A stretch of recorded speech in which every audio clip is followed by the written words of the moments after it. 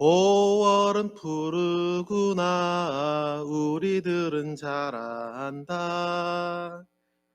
오늘은 어린이날 우리들 세상. 오늘은 어린이날입니다.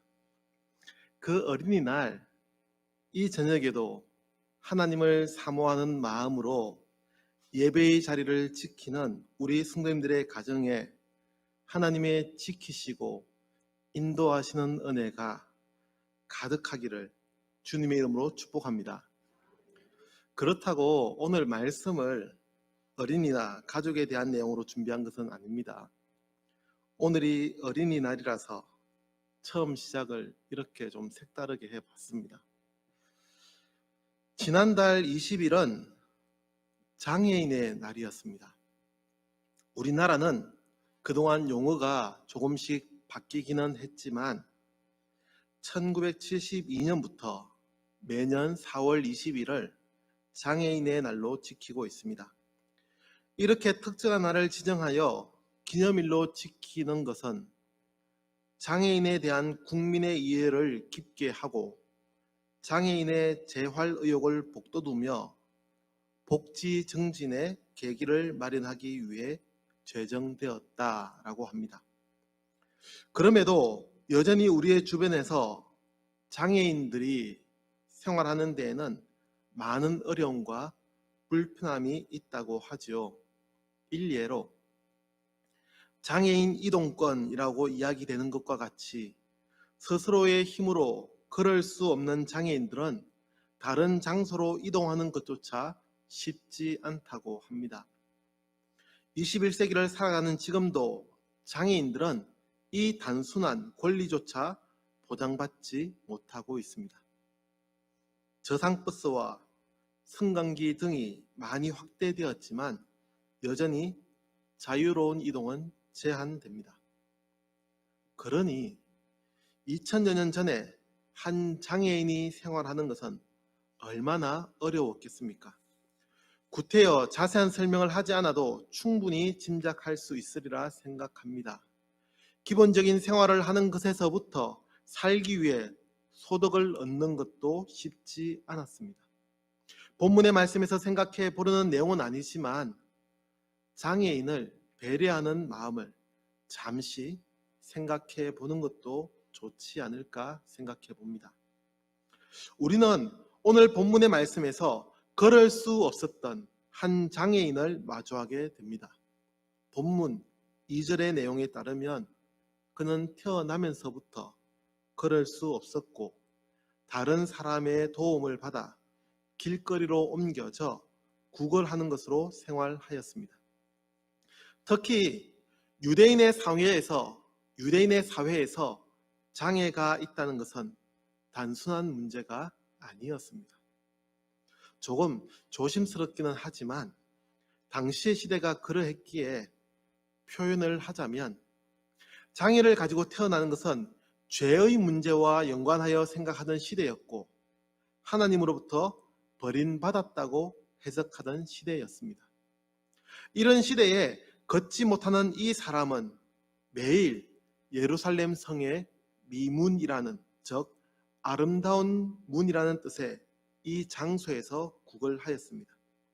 이 미문은 당시에 아름답게 지어진 문이라고 해서 아름다운 문, 즉 미문이라고 하며 지금은 사용하지 않는 문으로 봉쇄되어 있습니다. 그리고 이 문은 예루살렘 성전과 가장 가까운 문이고 황금문이라고도 합니다. 그러니 기도하기 위해 성전으로 향하던 베드로와 요한이 이 미문을 지나간 것입니다. 또 이 사람에 대해 특징적으로 말할 수 있는 것은 이름이 기록되고 있지 않다는 점입니다.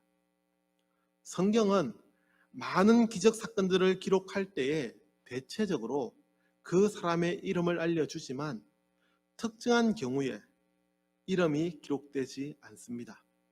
본문의 이 사람도 이름이 기록되지는 않았고 4장까지 계속해서 사이사이에 언급되다가 40여 세나 된 사람이라는 소개가 4장 22절에 기록되는 것으로 이 사람에 대한 기록은 끝이 납니다. 다시 이 사람이 장애인으로 살아온 힘겨운 날들이 얼마나 오래되었는지 생각하게 됩니다.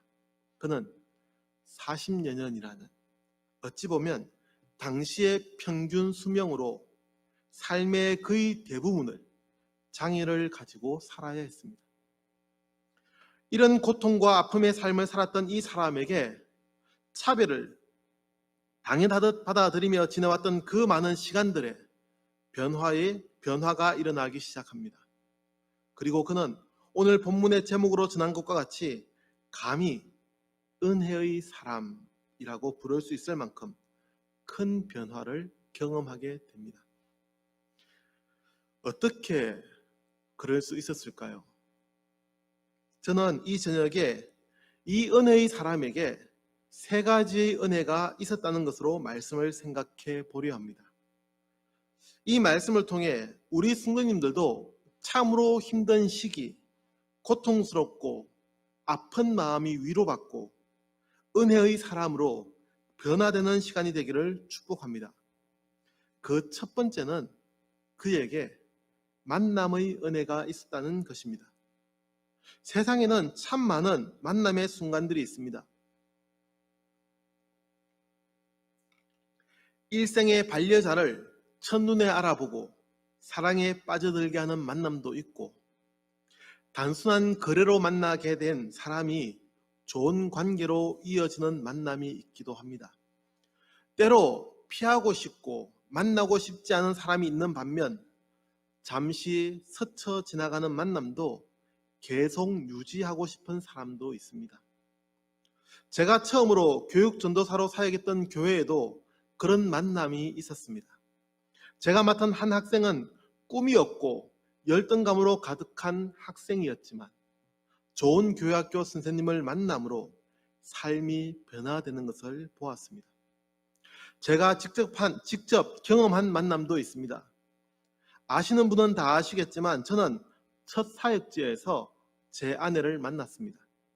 처음에는 제가 맡은 부서의 교사이자 또 다른 부서의 임원이었습니다.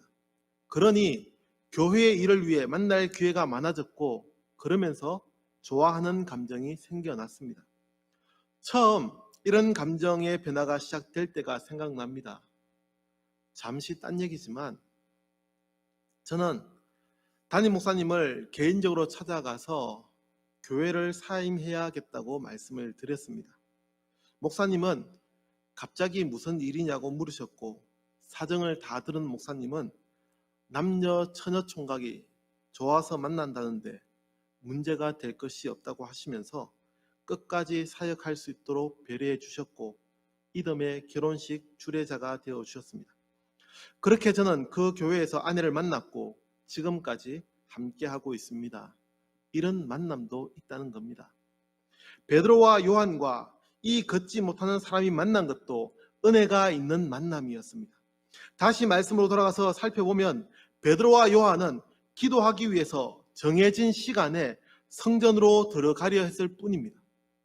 또 이 장애를 가진 사람은 지난 40여 년 동안 늘 그랬듯이 이날도 구걸하기 위해서 미문으로 옮겨졌을 뿐입니다. 그러나 이 두 부류의 사람이 서로 만나면서 기적이 일어났고 장애를 가진 사람에게 삶의 변화가 생겨났습니다. 다시 말씀드립니다.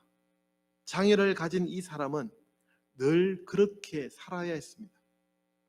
지난 시간들이 그랬듯이 앞으로의 삶도 별로 다를 것이 전혀 없었습니다. 사람들의 따가운 시선을 받으며 구걸을 통해 연명해야 했습니다. 그것이 그에게 정해진 삶이었습니다. 흔히 믿지 않은 사람들이 이야기하듯 그것이 그에게 정해진 운명이었습니다. 반복되는 일상과 고통으로 정해진 삶이었습니다. 그러나 그의 그런 반복되는 일상에 변화의 순간이 찾아옵니다. 만남의 은혜가 임한 것입니다. 저는 이 사람의 삶을 보면서 매일 은혜가 있는 것이 아닐 수도 있다는 것을 다시 생각합니다. 매일 만남의 은혜가 있다면 얼마나 좋겠습니까? 그러나 우리가 살아가는 삶은 그렇지 않을 수도 있습니다. 매일 좋은 일이 있을 수 없고 매일 좋은 만남이 있는 것도 아닙니다. 그러나 만남의 순간이 찾아왔을 때, 특히 그 만남이 삶을 변화시킬 수 있는 기적과도 같은 만남이라면 그 기회를 잡아야 합니다. 간혹 어떤 분들은 이렇게 묻습니다. 목사님, 왜 매주 예배를 드려야 합니까? 예수님을 믿지 않는 것도 아닌데. 네, 이해합니다. 바쁜 세상을 살면서 매주 주일을 지키는 것이 쉽지 않죠. 힘들죠. 그러나 오늘 지나치는 그 주일이, 그 예배의 순간이 나의 삶을 바꾸는 기적의 순간이 될 수 있기에 저는 매 순간 삶에 충실하기를, 믿음의 생활에 좀 더 열정이 있기를 기대합니다. 반복되는 일상이라서 힘들 수도 있습니다. 이 걷지 못하는 사람도 그랬습니다. 베드로와 요한을 만나던 이날, 이 사람이 미문으로 나오지 않았다면 어떻게 되었겠습니까? 성경에 기록되지 않은 사도들의 다른 일상들과 같이 그냥 지나가고 말았을 겁니다. 그러나 이 사람에게 변화의 순간이 찾아왔고 만남의 은혜가 있었습니다. 오늘 이 저녁에 예배드리는 우리 성도님들에게도 이런 만남의 은혜가 있기를 축복합니다. 좋은 사람을 만나는 것도 좋습니다. 그러나 무엇보다 가장 중요한 만남은 좋은 교회를 만나고 예수님을 만나는 것인 줄로 믿습니다. 오늘도 매주 반복되는 수요일 저녁 이 시간이지만 만남의 은혜가 있는, 주님을 만나는 은혜가 있는 시간이 되기를 주님의 이름으로 축복합니다. 두 번째로 이 사람에게는 바라보는 은혜가 있었습니다. 같이 한번 해보겠습니다. 바라보는 은혜. 함께 읽은 본문의 말씀을 다시 보겠습니다. 3절의 말씀을 보시면 보고 구걸하거늘 이라고 합니다. 첫 시작은 구걸하기 위해서 사람들을 쳐다보았다는 것입니다. 그 중에 베드로와 요한이 있었습니다. 그래서 그는 그들에게도 구걸하였습니다. 그러자 이 두 사도가 어떻게 합니까? 이 두 사도, 즉 베드로와 요한이 함께 주목하였다고 합니다. 주목한다는 것, 이것은 단순히 보는 것이 아니라 눈여겨보았다는 의미입니다. 영어로 표현하면 의미가 더 정확해지는데, 처음 걷지 못하는 사람이 보았다고 하는 단어는 C의 과거형 saw였습니다. 이 단어는 단순히 그냥 눈이 있기에 보여지는 것, 보는 것을 의미합니다. 그러나 그 다음 4절에서 베드로와 요한이 주목하였다고 하는 단어는 look이라는 단어에 straight를 붙여서 look straight at him 이라고 합니다. 똑바로 살펴보는 것을 의미하는 단어입니다. 그리고는 이 걷지 못하는 사람에게도 또다시 베드로가 이야기합니다. 우리를 보라 하니. 여기서 보라는 단어도 look이라는 단어가 사용됩니다. 자세히 바라보라는 의미입니다. 그리고 또다시 이 사람은 베드로와 요한을 바라보는데 이때의 영어 단어는 attention입니다. 즉 관심을 가지고 보는 것, 주의해서 보는 것을 의미합니다. 처음에 걷지 못하는 이 사람은 지나가는 사람들을 보면서 구걸했습니다. 그때 이곳을 지나가던 베드로와 요한이 이 사람을 자세히 살펴보았고 자신들을 자세히 보라고 말합니다. 그러자 이 걷지 못하는 사람은 무엇을 주려고 하나 보다 하며 자세히 바라보았다는 의미입니다. 4절과 5절의 말씀, 보라 하니 바라보거늘. 은혜의 사람이 되는 것은 바라보는 것에서 시작되는 것임을 말씀해 주는 것입니다. 보는 것이 은혜입니다. 바라보는 은혜가 있어야 합니다. 아무리 보라고 해도 보지 않으면 이야기가 진행될 수도 없고 만남이 이어질 수도 없습니다. 바라보는 은혜가 있어야 합니다. 지금은 바뀌었지만 제가 신학교를 다니던 때에는 영남신학대학교의 대강당에는 특이한 모양의 십자가가 걸려 있었습니다. 강당의 이 앞쪽에 끝쪽이 구부러진 십자가가 걸려 있었습니다. 어떤 분은 구부러진 십자가라고 싫어하기도 했지만 많은 학생들은 그 십자가를 바라보면서 간절하게 기도하기도 했습니다. 저 역시도 그 십자가를 보면 그런 생각이 들었습니다. 주님이 당한 고난이 저렇게 꺾여진 십자가의 모양과 같겠구나 라는 생각을 했습니다. 그래서 십자가만 보고 있어도 눈물이 나고 은혜가 되었습니다. 봐야 할 때에 볼 수 있어야 합니다. 보는 것에서 은혜가 시작됩니다. 십자가 이야기를 했지만 같은 십자가를 보고도 은혜를 받는 사람이 있는가 하면 어떤 사람은 불평했습니다. 어느 것이 좋은 모습이겠습니까? 은혜의 시선이 필요합니다. 은혜로 볼 수 있어야 합니다. 그래서 또다시 바라보는 은혜입니다. 은혜로 받아들이며 볼 수 있어야 하고 또한 볼 수 있는 은혜, 즉 바라보아야 할 때에 자세히 살펴보는 마음의 자세도 필요합니다. 구태여 이 걷지 못하는 사람이 베드로와 요한이 보라고 할 때에 보지 않았다면 어떻게 되었을지에 대해서 가정하여 말씀드리지 않아도 충분하리라 생각합니다. 보는 것이 은혜입니다. 이 사람은 보라고 할 때에 자세히 살펴보는 것으로 변화가 시작되었습니다. 이런 바라보는 은혜가 있기를 축복합니다. 지난달부터 우리 교회는 성경 읽기를 권해드리고 있습니다. 볼 수 있는 것이 은혜입니다.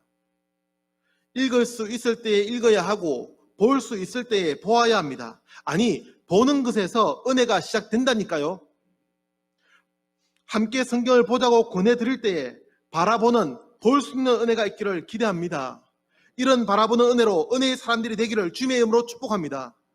사랑하는 사람도 자주 만나고 봐야지 사랑이 더 깊어진다고 합니다. 주님과의 관계도 바라보는 은혜로 더욱 깊어지는 은혜가 있기를 기대합니다. 세 번째로 이 걷지 못하는 사람은 찬송하는 은혜가 있었습니다. 이 장애를 가진 사람의 행동이 어떻게 변해가는지를 말씀드리는 것입니다. 8절 말씀입니다. 한 번 더 같이 읽겠습니다. 8절입니다. 시작. 뛰어서서 걸으며 그들과 함께 성전으로 들어가면서 걷기도 하고 뛰기도 하며 하나님을 찬송하니. 아멘. 베드로는 자신을 바라보는 이 사람에게 예수 그리스도의 이름으로 일어나 걸으라고 말합니다. 그러자 기적의 사건이 걷지 못하는 사람에게 일어납니다. 그는 벌떡 일어나 걸었고 개역 개정 성경에 뛰어서서라는 표현은 뛰듯이 일어났다는 표현입니다. 그리고는 걸었습니다. 평생 걸어보지 못한 첫 걸음을 내디딘 것입니다. 그리고 기록되는 내용이 어떻습니까? 그는 걷게 된 것으로 끝내지 않았습니다. 그에게 걷는 문제는 아주 중요했습니다. 그러나 그는 걷게 된 것으로 만족하면서 제 갈 길로 가지 않았다는 겁니다. 8절의 말씀은 그가 그들과 함께 성전으로 들어가면서 라고 합니다. 왜 성전으로 갔겠습니까? 그에게 다른 중요한 일이 없어서 따라다녔겠습니까? 저는 아니라고 생각합니다. 그는 태어나면서부터 걷지 못했는데 이 기쁨을 주체하기에도 벅찼을 것입니다. 걷게 된다면 하고 싶은 일들도 많았을 텐입니다. 그러나 그는 우선적으로 해야 할 일이 무엇인지 잊지 않았습니다. 그는 뛰어서서 걸으며 성전으로 들어갔습니다. 계속되는 말씀을 보시면 8절은 두 번째로 걷기도 하고 뛰기도 하며 라고 그의 행동을 묘사합니다. 그는 걷게 된 하나님의 은혜에 기뻐하며 걷기도 하고 뛰기도 했습니다. 마지막으로 그는 어떻게 합니까? 하나님을 찬송하니. 저는 이 사람이 성전으로 따라 들어간 것도 이 목적의 맥락에 있다고 생각합니다. 그는 하나님께 영광을 돌렸습니다. 보잘것없는 자신의 삶을 변화시킨 기적의 사건 앞에 그는 찬송하는 은혜를 누렸습니다. 함께 읽지는 않았지만 조금 더 성경의 말씀들을 살펴보면 그는 성전에서 베드로와 요한과 함께 했습니다. 자신이 고침받은 이날뿐만이 아니었습니다. 사도행전 4장 5절의 말씀을 보시면 이튿날이라고 하고 13절과 14절의 말씀을 보시면 이날에도 이 병나은 사람이 함께 하고 있었다고 기록합니다. 즉 그는 자신의 병을 고친 이후 이틀을 베드로와 요한을 따라다니며 그들이 전하는 복음을 들었고 또한 자신이 기적한 사람이라는 것을 증언했습니다. 왜입니까? 하나님을 찬송하기 위해서, 하나님께 영광을 돌리기 위해서입니다. 저는 이 점에서 이 사람에게 찬송하는 은혜가 있었다고 고백합니다. 그는 자신의 병을 고친 것에 만족하여 자기 갈 길을 가지 않았습니다. 하나님께 영광을 돌리며 찬송하는 자가 되었습니다. 이 이틀의 기록 이후에 그가 어떻게 되었는지는 더 이상 성경에 기록되지 않습니다. 그러나 이렇게 짐작하는 것이 잘못이 아니라면 짐작하건대 그 역시도 복음을 전하는 자가 되었으리라 생각합니다. 사랑하는 포항 성도교회 성도 여러분, 이런 은혜가 있기를 축복합니다. 어떤 은혜입니까? 받은 것에 만족하지 않고 하나님을 찬송하는 은혜가 있어야 합니다. 은혜는 샘물과 같습니다. 나누고 나누면 은혜가 동나서 사라지는 것이 아니라 더 넘쳐나는 것이 은혜의 원리입니다. 찬양하면 찬양할수록 더욱 감사가 넘치고 은혜가 넘치는 것입니다. 그래서 찬송하는 은혜입니다. 찬송하는 것이 은혜의 시작이기 때문입니다. 찬송하는 것으로 힘이 드는 것이 아니라 더욱 기쁨이 넘치고 새 힘이 솟아나는 것입니다. 예루살렘 성의 미문에는 나면서부터 못 걷게 된 사람이 있었습니다. 선천성 장애를 가진 사람이었습니다. 그는 매일 정해진 삶의 굴레를 벗어날 수 없었고 그렇게 하루하루를 힘겹게 살아야 했습니다. 그러나 그는 베드로와 요한을 만나는 은혜로 삶의 변화가 시작되었습니다. 바라보는 은혜로 그의 삶은 기적을 체험하였고 찬송하는 은혜로 그는 복음의 산 증인이 되었습니다. 그렇기에 그는 은혜의 사람입니다. 편견과 고통 속에서 살아야 했던 보잘것없던 인생이 은혜의 삶이 되었습니다. 사랑하는 성도 여러분, 이런 은혜의 삶을 살지 않으시겠습니까? 은혜의 사람이 되고 싶지 않으십니까? 오늘 이 저녁 만남의 은혜가 있고, 다시 한 번 더 하겠습니다.